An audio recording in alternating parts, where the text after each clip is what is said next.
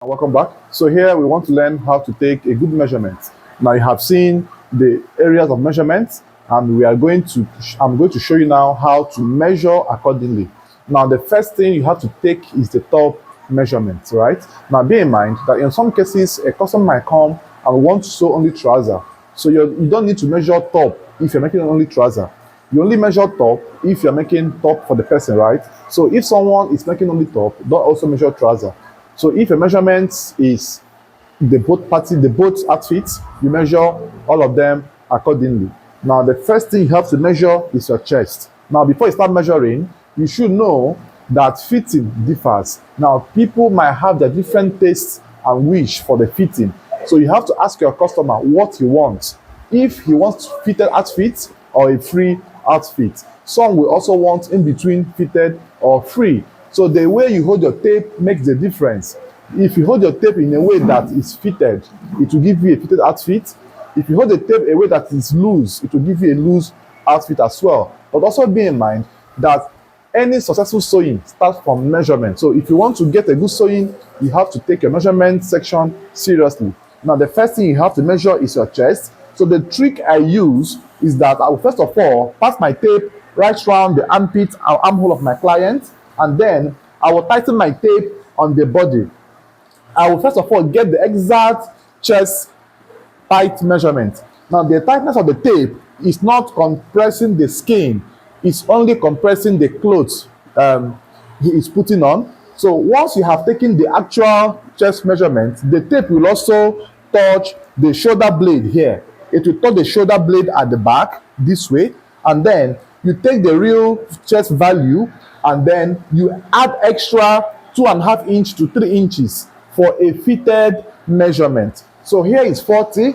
I can make it to be 42 or 42 and a half for a fitted measurement, and then I will take the measurement down to the tummy region, and then it laps somewhere on the waist area. So that is for the chest measurement. That's for a fitted measurement. If you now want to have it to be free, add extra 4 inches to whatever you get on the tightness of the body value, and then you have a free measurement, right? So that's the simplest trick to get a fitted measurement or a free measurement. If you now want something in between, you can add extra 3 inches, 3.5, thereabout, to get the chest free moderate measurement. That's for the chest. Now the next is the shoulder. Now on shoulder measurement, you must turn your customer to be at the back. Don't stay in front to take the shoulder reading. So start from the shoulder. There's a bone here. You run the tape across from the bone to the other side. So you have your shoulder measurement in this form. Now bear in mind that on the shoulder measurement, you have what they call half back. Half back could be from the center of the neck, half this way to the other side. It's called half back, right? So, but a full measurement of the shoulder is from this point across this way. That's the full shoulder. So if you are taking half back, you now have to multiply the value you get here into 2 to get the total value of the shoulder, right? Fine. After this, the next you will do is that once you have stopped your shoulder measurement, wherever you stop on the shoulder reading, hold the tape there and then push the head of the tape to meet it there, and then take the sleeve length. Now, why should you do it this way? It's so that you will not make an error to start wrongly, to start somewhere below than where your shoulder reading stopped. So wherever your shoulder reading stopped, then hold your tape there, push the head of the tape, start from that same point, and take the sleeve length measurement, which could be short sleeve for the short sleeve outfit, 3/4 sleeve, or the long sleeve. You measure accordingly. All short sleeves must stop at the muzzle protrusion for all young guys, while for elderly people, it can stop somewhere at the elbow for their short sleeve. So you measure as well this way, and then push your tape and then measure short sleeve, 3/4, and then long. All long sleeves should cover the bone here for the long sleeves. And also be in mind that customer's preference also determines whatever you're going to do. So you have to ask him what he wants. Then two of you have to interact to know exactly what he prefers before you measure in accordance to that. So after the sleeve length, you take the round sleeve measurement. So you measure this way. They ask him to curl his hand this way. So you will get the exact of the muzzle protrusion because when the hand is coiled, you get the fullness of the arm this way. That's for the round sleeve measurement. Also for the elbow, you measure the elbow this way, the hand will be coiled as well, and then wherever the tape stopped in this diagonal form is the value of the round sleeve for the elbow. Now bear in mind that I told you at the onset that in three-quarter sleeves you have to measure and stop somewhere here.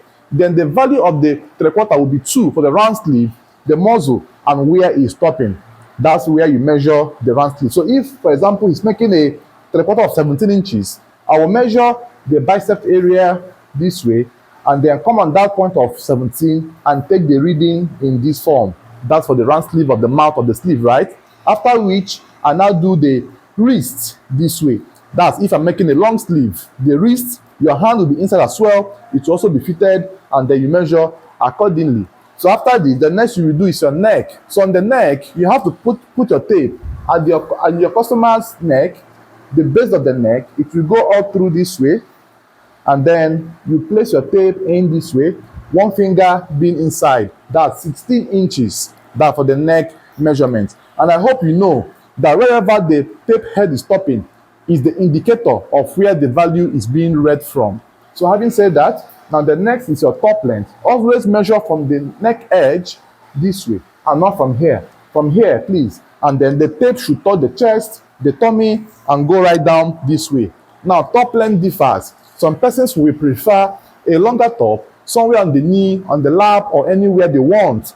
You measure accordingly. But if you are being asked to suggest all top length should cover the flap of the trouser, the reason is because in some cases the zip might not be properly fixed, or the zip might spoil, and the top can cover, and then the person can manage the outfit to go to wherever he or she is going to before you can now start making amendments or adjustments. So here you take the top length to be somewhere on the lap, or measure in your customer's choice or preference. Also be in mind, I told you earlier that shirt length is different from top length. So shirt length is always 5 inches from your customer's waistline. You take the shirt length value. So you have to know where your waist of the customer is, then add extra 5, that's 29 for a standard shirt length. Except when he prefer a longer one, you measure accordingly.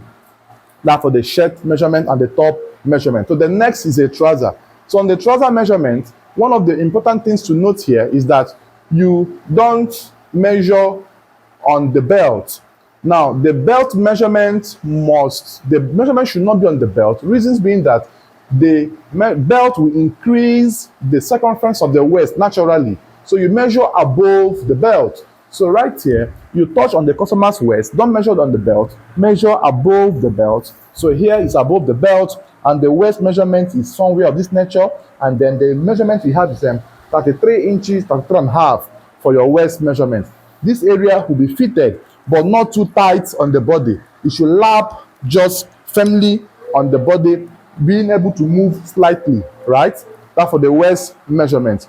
Be in mind, on some trousers, you make elastic at the back and zip and rope in front, which I will show you how to do that in the cutting stage. But you have to know your customer's waist measurements before any other thing you can do. Now the next is the hip circumference. So on taking the hip measurement, you have to ask your customer to open his legs a bit wide so that you will get the fullness of the hip region in order to achieve a perfect fit. So once the legs are open that way, then you now place your tape round the hip circumference this way, and then you round it this way, and then still increase the measurement to be a bit free on the body. Now the extent of the freeness should be considerations of him being able to pocket his hands, put his wallets, and then still have allowance for ease and movement. Don't allow the tape to lap tightly here. It's very wrong. He will not be able to pocket his hands and use the pockets on the trouser. So the tape should be a bit bigger than the actual hip circumference, and then move round this way. So invariably, I will say 5 inches extra from the fitted measurement from the hip, then you add extra 5 or 4 to get the exact range of freeness that you might be looking for.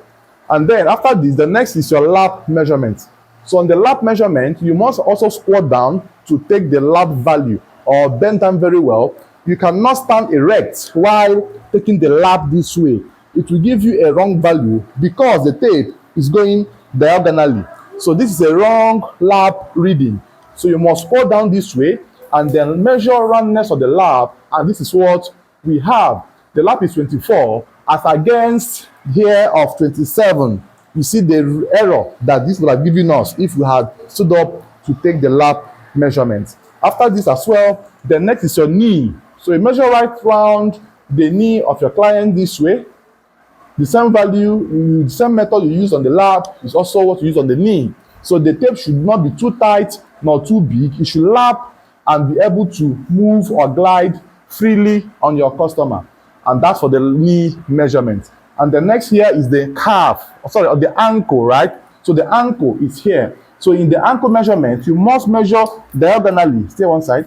So you must measure in a diagonal form this way, so that the trouser will be able to cross the leg points when he's trying to put it on. It goes all through this way. That's for the ankle measurement. After this, the next thing to do here is the length of trouser. So the legs will be closed, and then you measure from the end of the tummy bulge, that tummy point, the end of it, and then go right down this way. Now, while taking the length of the trouser, don't allow the customer to bend down or check what you're doing. You should face erect or stand erect, and then you measure from the side, not from front, and then at the bone of the ankle here is the length of your trouser. So this is how you take a perfect measurement. So you have to carry out 3 measurement practicals. Measure someone near you, your husband, your children, or your neighbor, or whoever, your brother, you can measure, and then send to me as a normal written chart. I will go through them and make some corrections, and then you will pick one of those measurements you have measured, and we'll use it for our next cutting practical. Thanks for watching. See you in the next one. Bye bye for now.